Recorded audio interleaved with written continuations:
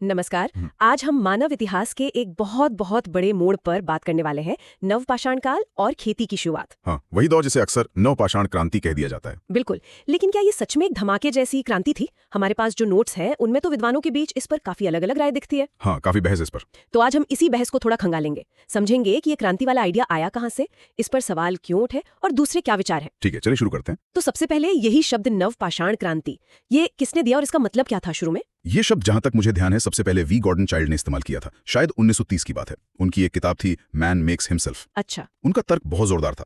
वो मानते थे कि आग जलाने की कला सीखने के बाद अगर कोई सबसे बड़ी आर्थिक क्रांति हुई मानव इतिहास में तो वो थी भोजन उगाना और पशुपालना। आप सोचिए, जो लोग शिकार करके या कंद मूल इकट्ठा करके जी रहे थे वो अचानक नहीं, पर वो किसान और पशुपालक बन गए। हाँ, पूरी जीवन शैली बदल गई होगी। बिल्कुल। और चाइल्ड के हिसाब से इसका नतीजा हुआ अतिरिक्त भोजन, मतलब जरूरत से ज्यादा। ओके। और जब खाना ज्यादा हुआ तो फिर बड़ी आबादी पल सकती थी, अकाल जैसे संकटों का सामना बेहतर तरीके से हो सकता था और चीजों का लेन देन यानी विनिमय भी शुरू हो पाया। तो ये तो बहुत बड़ा बदलाव था। हाँ, और चाइल्ड का नाम एक और थ्योरी से जुड़ता है पोम्पिलुआर के साथ मिलकर। वो है ओएसिस सिद्धांत। ओएसिस थ्योरी वो क्या थी? उसका आइडिया था कि उस समय शायद जलवायु बहुत सूखी हो गई तो इंसान और जानवर दोनों पानी की तलाश में नखलिस्तानों मतलब ओएसिस के पास जमा होने लगे। अच्छा, सब एक जगह आ गए। हाँ, और इसी नजदीकी से, इसी मजबूरी से एक तरह से खेती और पशुपालन का आइडिया आया और वो शुरू हुआ। मतलब पर्यावरण ने धकेला। तो चाइल्ड और जो लोग उनसे सहमत थे उनके लिए ये बदलाव इतना जबरदस्त और असरदार था कि इसे क्रांति कहना ही ठीक लगता था। इसने समाज का पूरा ढांचा बदल दिया। बिल्कुल। उनके नजरिए से देखें तो कृषि और पशुपालन का महत्व इतना निर्णायक था, इतना फाउंडेशनल था कि क्रांति शब्द ही उसे सही वजन देता है। लेकिन जैसा हमने शुरू में कहा, हर कोई इस क्रांति वाली बात से सहमत नहीं है। नोट्स में काफी आपत्तियां हैं। मुख्य वजह क्या है इस असहमति की? हाँ देखिए, कई विद्वानों को क्रांति शब्द से ही दिक्कत है। उनका सबसे बड़ा पॉइंट यह है कि ये बदलाव कोई एक दिन में या एक साल में नहीं हुआ। ये तो हजारों सालों में फैला हुआ एक बहुत धीमी प्रक्रिया थी।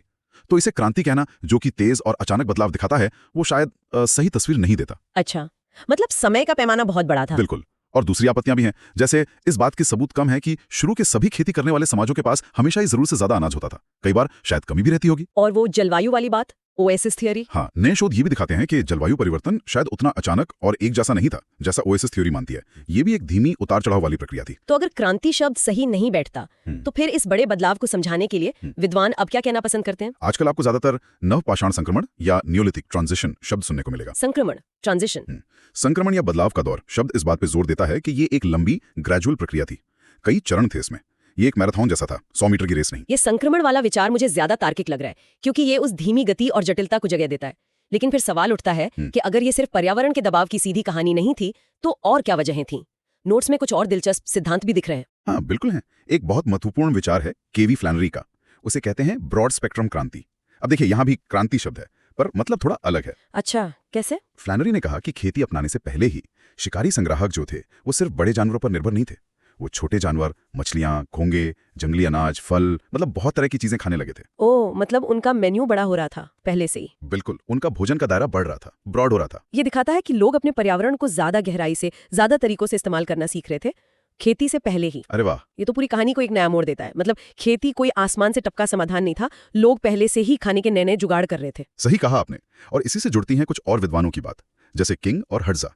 इन्होंने आज के कुछ शिकारी संग्राहक समूहों को स्टडी किया है। हाँ, क्या मिला उन्हें? उन्होंने पाया कि इन समाजों को कई बार मूल संपन्न समाज या ओरिजिनल एफ्लुएंट सोसाइटी कहा जा सकता है। संपन्न शिकारी संग्राहक, ये कैसे? इसलिए क्योंकि उन्हें अपना पेट भरने के लिए दिन में बस कुछ ही घंटे काम करना पड़ता था। उनके पास आराम करने, गपशप करने, खेलने के लिए काफी खाली समय होता था। ये तो बड़ी हैरानी की बात है। हम तो अक्सर सोचते हैं कि उनका जीवन बहुत कठिन रहा होगा। हाँ, ये विचार इस सोच को चुनौती देता है कि खेती हमेशा एक बेहतर जिंदगी का रास्ता था जिसे अपनाने की बहुत जल्दी थी। अगर जिंदगी पहले ठीक ठाक चल रही थी, आराम था, तो खेती जैसा मुश्किल और ज्यादा मेहनत वाला काम क्यों शुरू करें? शायद वजह और गहरी थी। तो फिर जनसंख्या का दबाव। नोट्स में ई बुसरेप और मैथियस एम का नाम भी है। हाँ, बुसरेप और मैथियस जैसे कुछ विद्वानों का तर्क है कि जैसे जैसे आबादी बढ़ी, जमीन और संसाधनों पर दबाव बढ़ा, तब लोगों को मजबूरी में ज्यादा अनाज उगाने के तरीके खोजने पड़े, मतलब गहन खेती करनी पड़ी। ये तर्क तो काफी मजबूत लगता है। लगता तो है, लेकिन इसके आलोचक कहते हैं कि हमारे पास इस बात के ठोस पुरातात्विक सबूत नहीं है कि खेती शुरू होने से ठीक पहले कोई बहुत बड़ा खाने का संकट आया था या आबादी एकदम से बहुत बढ़ गई थी। सबूत थोड़े मिले जुले हैं। अच्छा, तो कई सारे संभावित कारण हैं, पर्यावरण, पहले से मौजूद ज्ञान, शायद जनसंख्या का दबाव भी, सब कुछ मिला जुला। अब सवाल यह है कि ये खेती फैली कैसे? मान लीजिए कहीं शुरू हुई तो पूरी दुनिया में कैसे पहुंची? इस पर भी अलग अलग विचार हैं। सबसे पुराना और शायद सबसे लोकप्रिय विचार रहा है डेमिक विसरण का। डेमिक विसरण मतलब? डेमिक मतलब आबादी से जुड़ा हुआ। तो इसका मतलब है कि किसान लोग खुद एक जगह से दूसरी जगह गए, माइग्रेट किया, अपने साथ अपने बीज, अपने जानवर ले गए और नई जगहों पर जाकर खेती शुरू कर दी। जैसे लोग फैलते गए, खेती फैलती गई। अच्छा, लोग ही फैल गए। हाँ, लेकिन अब जो नए शोध आ रहे हैं खासकर जेनेटिक्स से, वो बताते हैं कि कहानी सिर्फ इतनी नहीं है। ऐसा लगता है कि लोग तो फैले, उनका प्रवासन हुआ, लेकिन साथ ही खेती के विचारों का, तकनीकों का भी प्रसार हुआ।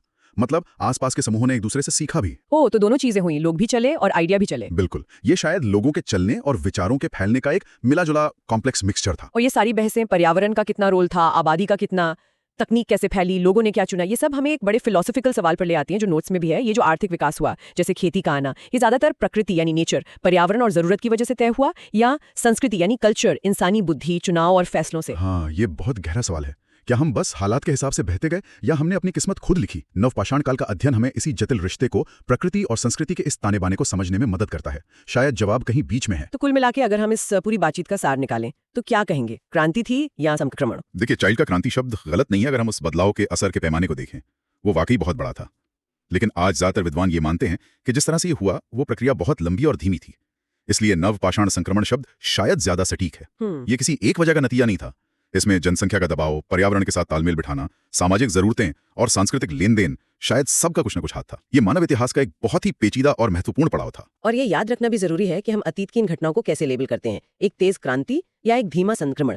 ये हमारी आज की प्रगति और विकास की अपनी समझ को भी कहीं ना कहीं शक्ल देता है। बिल्कुल सही कहा। चलिए श्रोताओं के लिए एक सवाल छोड़ जाते हैं। सोचिए जरा, अगर हम शुरुआती कृषि को एक अनिवार्य क्रांति या मजबूरी की तरह न देखें, बल्कि उस समय के इंसानों के पास मौजूद कई विकल्पों में से एक के तौर पर देखें, एक चुनाव के रूप में, तो क्या इससे उनकी समझदारी, उनके फैसले लेने की क्षमता और उनकी अपनी प्राथमिकताओं के बारे में हमारी समझ कुछ बदलती है? हाँ, ये सोचने लायक बात है। उनके पास क्या विकल्प थे और उन्होंने क्यों चुना जो चुना? हाँ। बड़ा सवाल है।